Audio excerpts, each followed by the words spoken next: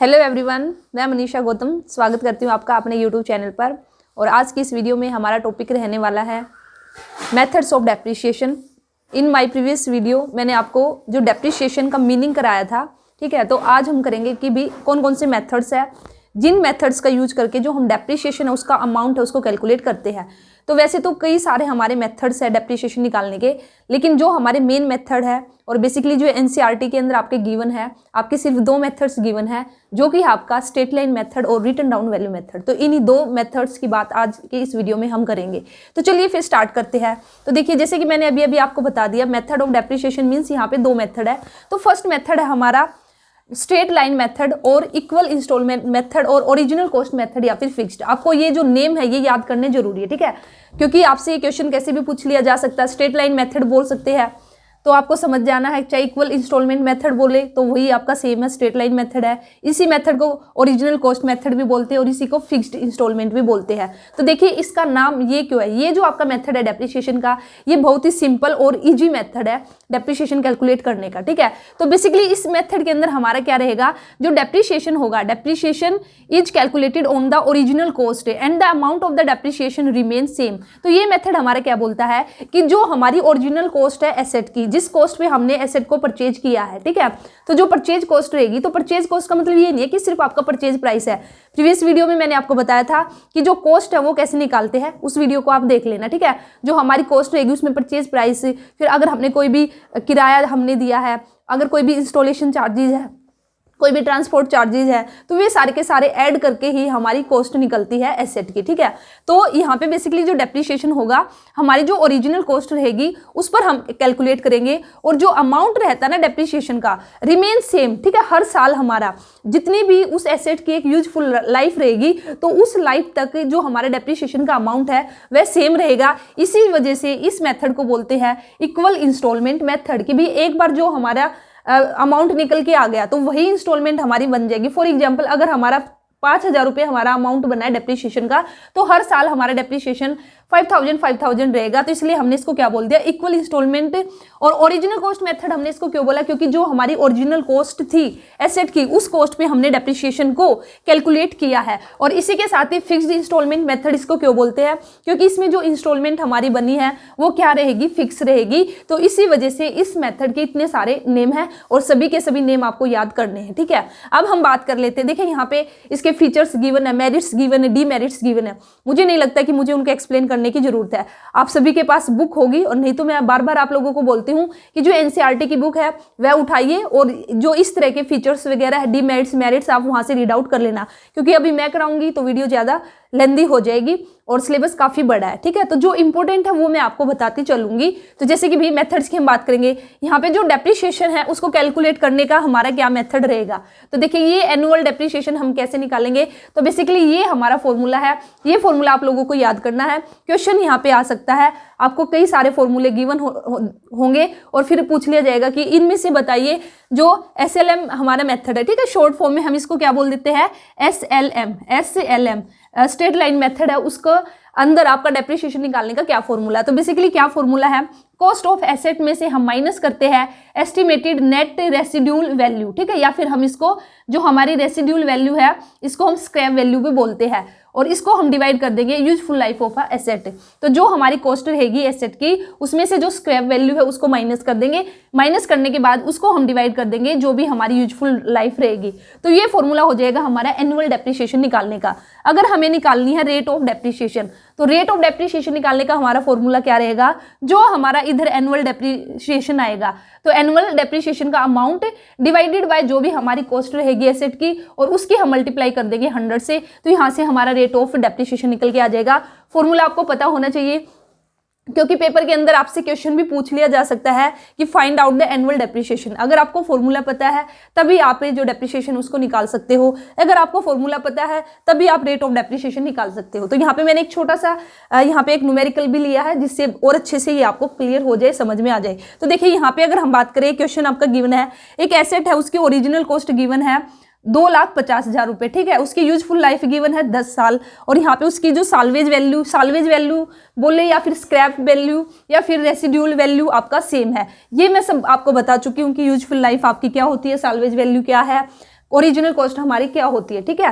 तो ये अगर आपको अभी नहीं पता है तो आप इससे पहले वाली वीडियो देख लेना डेप्रिसिएशन की, वहां मैंने पूरा डिटेल में अच्छे से बताया। तो देखिए अगर हम इसका सॉल्यूशन करेंगे तो सबसे पहले हम निकालेंगे एनुअल डेप्रिसिएशन। एनुअल डेप्रिसिएशन हम कैसे निकालेंगे, फॉर्मूला हमारा क्या है, कॉस्ट ऑफ एसेट। तो यहाँ पे कॉस्ट ऑफ एसेट की बात करती हूँ तो मेरी कितनी है, 2,50,000, और इसमें से हम माइनस कर देंगे जो भी हमारी स्क्रैप वैल्यू होगी, जो भी हमारी रेसिड्यूल वैल्यू होगी। जो हमारी स्क्रैप वैल्यू है ये हमारी कितनी है, 50,000 गिवन है, और इसको हम डिवाइड कर देंगे जो भी हमारी एसेट की यूजफुल लाइफ है, एस्टिमेटेड यूजफुल लाइफ, ठीक है। तो एस्टिमेटेड यूजफुल लाइफ हमारी कितनी है, 10 ईयर्स। तो जब मैं इसको सोल्व करूंगी 2,50,000 में से 50,000 माइनस किया तो यहाँ पे आ जाएगा मेरा 2 लाख, ठीक है। और 2 लाख को मैं डिवाइड करूंगी 10 से, तो मेरा जो एनुअल डेप्रिसिएशन है वो कितना निकल के आया, 20,000। तो यहाँ पे मैंने एनुअल डेप्रिसिएशन निकाल लिया है। अब हम निकाल लेंगे रेट ऑफ डेप्रिसिएशन। तो रेट ऑफ डेप्रिसिएशन हमारी क्या है, क्या फॉर्मूला है, एनुअल डेप्रिसिएशन।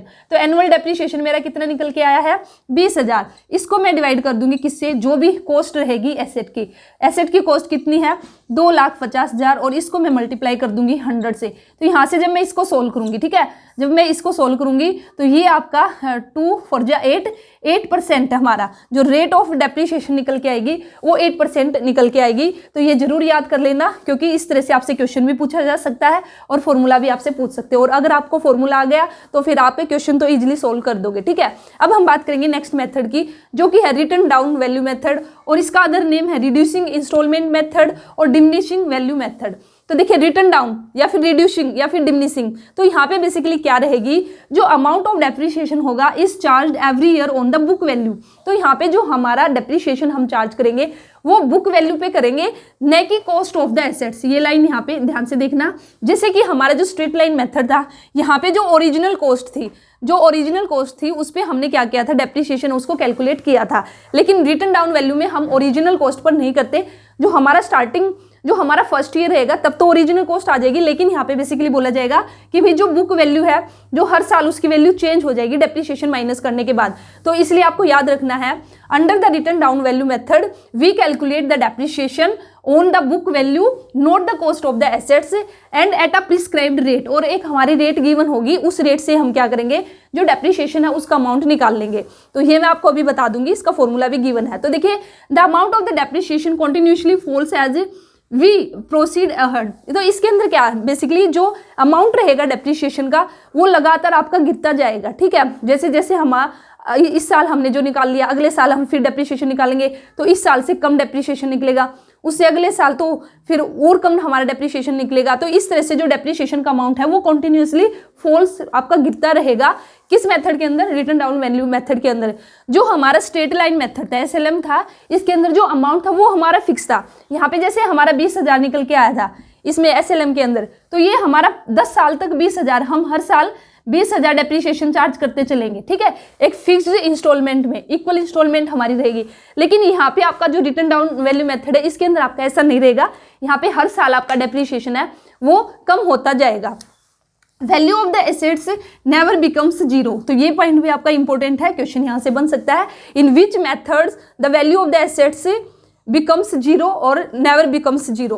तो under written down value method the value of assets never becomes zero, ये इसका आंसर हो जाएगा। आपको याद रखना है कि भाई SLM के अंदर तो जो हमारी वैल्यू ऑफ एसेट्स है वो एक टाइम पे हमारी क्या हो जाएगी, जीरो के इक्वल हो जाएगी एट द एंड, जो हमारी यूजफुल लाइफ का जो लास्ट ईयर रहेगा। लेकिन रिटन डाउन वैल्यू मेथड के अंदर जो वैल्यू ऑफ एसेट्स है वो कभी भी आपकी जीरो नहीं जाएगी। और ये यहाँ पे बेसिकली हमारा फॉर्मूला गिवन है किसका, रिटन डाउन वैल्यू मेथड के अंदर रेट ऑफ डेप्रिसिएशन निकालने का। तो ये फॉर्मूला भी आपको लर्न करना है, ठीक है। तो फॉर्मूला हमारा क्या है, रेट ऑफ डेप्रिसिएशन हमारी कैसे निकलेगी, 1 minus nth under root scrap value divided by cost, और यहाँ पे हमारा ये ब्रैकेट, और उसके बाद हम इस सारे को मल्टीप्लाई कर देंगे 100 से। तो यहाँ पे बेसिकली स्क्रैप वैल्यू भी आपको पता है, कॉस्ट भी आपको पता है, जो कॉस्ट ऑफ एसेट है, ठीक है।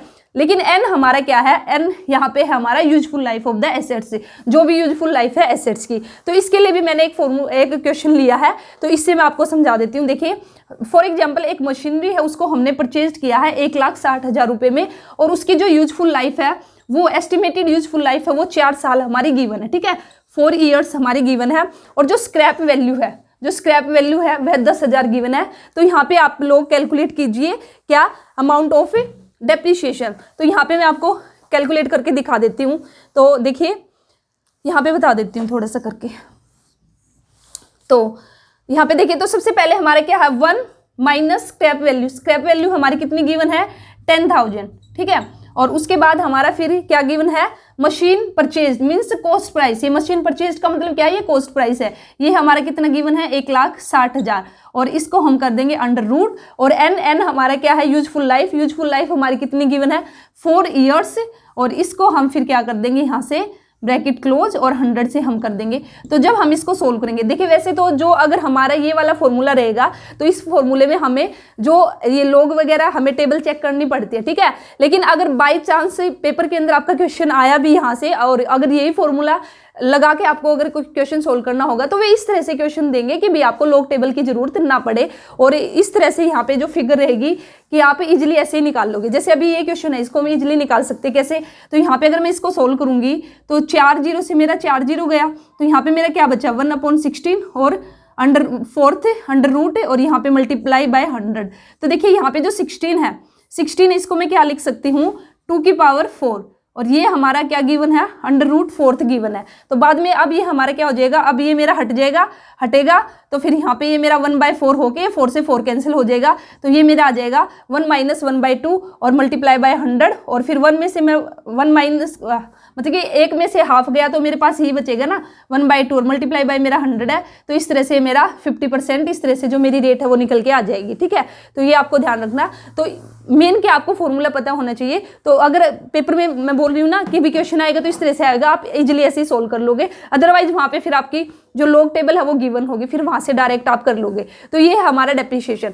तो ये वाला फॉर्मूला और ये वाला फॉर्मूला आप दोनों अच्छे से याद कर लेना, ठीक है। दोनों की मैंने आपको एक एक न्यूमेरिकल भी करा के दिखा दी है, रिटन डाउन का भी और आपका स्ट्रेट लाइन मेथड का भी। देखिए आपके मेथड्स और भी बहुत सारे हैं डेप्रिसिएशन कैलकुलेट करने के, लेकिन एनसीईआरटी में आपके मेन यही 2 गिवन है, तो इसलिए मैं अभी यही करा देती हूँ, ठीक है। क्योंकि ऐसे तो हम और भी सारे करेंगे तो बहुत ज़्यादा सिलेबस हो जाएगा। तो एक बार कम से कम जो एनसीईआरटी के अंदर गिवन है उसको तो हम अच्छे से कर ले, उसके बाद फिर हम देख लेंगे कि भी और कौन से हमें एक्स्ट्रा करने की ज़रूरत है। वो हमें कैसे पता चलेगा, जो हमारा प्रीवियस ईयर पेपर रहेगा PYQ हम उठाएंगे तो वहाँ से फिर हमें और आइडिया हो जाएगा कि भी जैसे डेप्रिसिएशन है, अगर डेप्रिसिएशन के से कोई क्वेश्चन आया है तो वो क्या सिर्फ इन 2 ही मेथड से आया है या फिर किसी अदर मेथड से भी आया है, तो वो वहाँ से आइडिया होगा हमें जब हम PYQ उठाएंगे, ठीक है। तो उम्मीद करती हूँ आज की वीडियो आपको अच्छे से समझ में आई होगी, ये जो टॉपिक है मेथड्स ऑफ डेप्रिसिएशन का। और नेक्स्ट वीडियो में फिर हम अपने न्यू टॉपिक के साथ मिलते हैं। तो वीडियो कैसी लगी जरूर बताना, अच्छी लगे तो वीडियो को लाइक करना, जितना हो सके उतना शेयर कीजिए और जितना हो सके उतना कॉमर्स स्टूडेंट तक इन वीडियोस को पहुंचाइए ताकि सभी अपनी प्रिपरेशन कर सके। टाइम बहुत ही कम है हम लोगों के पास। चैनल को सब्सक्राइब नहीं किया तो चैनल को सब्सक्राइब कर लेना। All the best, thank you.